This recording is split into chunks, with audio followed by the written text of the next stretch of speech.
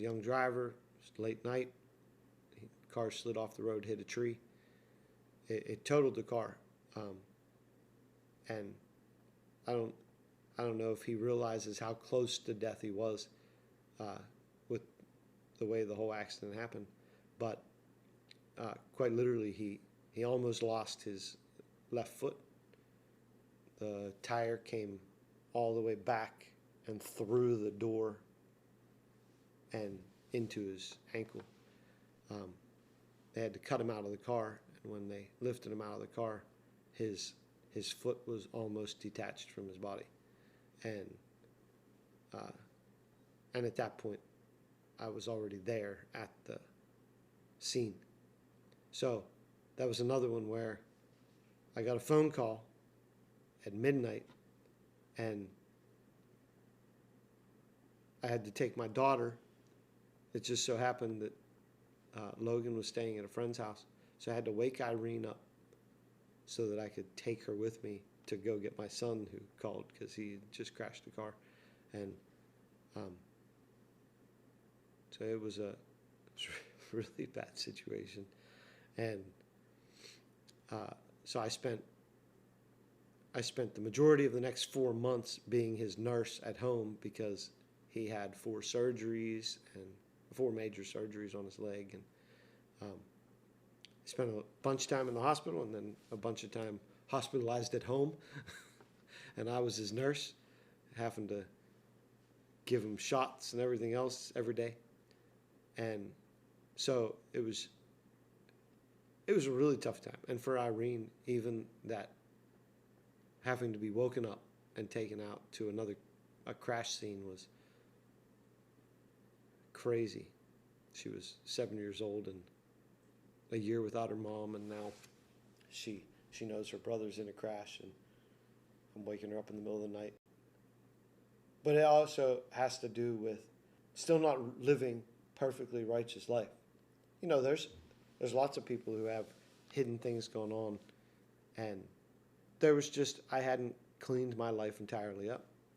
And at that point, I had fallen back into pornography. I've been out without a wife for 2 years, and you open doors where the devil can come in and mess with you, and he's going to go after the people that matter to you. It's not always just attacking you. Like, he wanted to destroy the whole family. And you know, you owe it to your children and your spouse to live a righteous life, just to be able to protect them. So that was the start of a wrong relationship, and Graham being in the crash and all that. Graham ended up graduating high school from a wheelchair because he had so many surgeries. He still couldn't walk at his graduation. He had to be in a wheelchair. And I was in that relationship for over a year, and I knew it wasn't the right relationship. I knew it wasn't what God had for me, but I was ignoring what God was speaking because I was lonely. I needed companionship. I needed a helper, but I was more a help to her than she was to me. Still trying to be a dad, but we had all kinds of little issues. And so this woman that I was in a relationship with, like I said, she already had 3 children. One was a very small child. When we started dating, he was 9 months old. And he was 2 by the time the relationship ended. But she had a daughter that was a year older than Irene, and then a son that was older than that.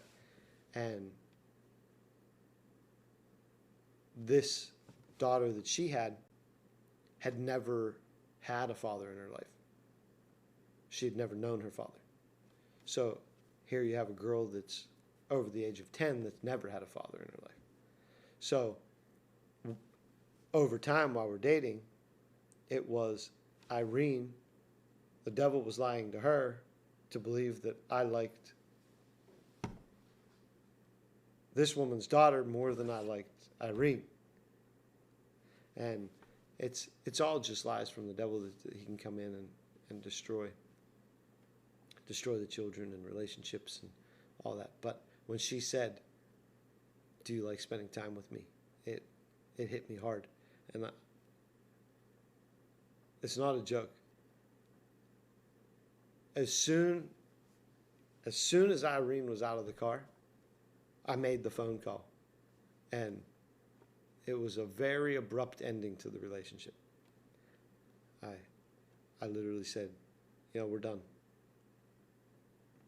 I said, I started to explain to her, and she didn't take it well, but it was the right thing to do, and I did it. That was October of 2019.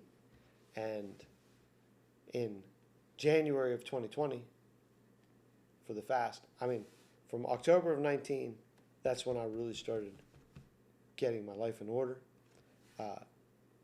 But at that point, Graham, my oldest son, had already left and gone to live in South Carolina because he no longer wanted to live in my house because he didn't want to live by my rules, which was the same type of thing that I did at a similar age of not wanting rules to govern my life and not wanting to live under my parents' rules. And so Graham was already in South Carolina. So it was just Logan, Irene, and I at that point. And Logan was actually talking about going to live with his brother. So everything at this point is seemingly not going well for the family. And I really started pressing into God. And then when the fasting and prayer, 21 days of fasting and prayer came to start 2020 off, I really was pressing in. And I'm also the facilities director, and Brother Jonathan Shuttlesworth was holding his twice-a-day meetings for fasting and prayer in our church. So, and by the way, in all this, our church got given a second campus.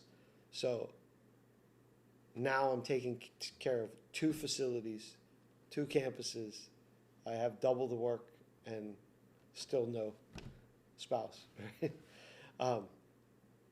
And I was working, a lot, 80, 90 hours sometimes. And I would work through the day. I would come home, make sure the kids had dinner, get them to bed, leave, go back to the church, work most of the night, come home, get some sleep, be back up for the kids to get them to school. And it was a project of just making the day work. So Irene and the boys were home without me quite a bit whenever I was at work. And so 2020, I started pressing in, and Brother Jonathan was preaching, and he said, he started talking about spouses. And he said, if you get in the will of God, and I actually wrote this in great description in my book, but he said, if you get in the will of God, because he was telling his own testimony, he said, God will bring that proper helpmate right alongside of you. And I was standing in the back of the room. So when he's pointing, with the lights on him, I'm sure he couldn't see me, but he was pointing at me, speaking strong.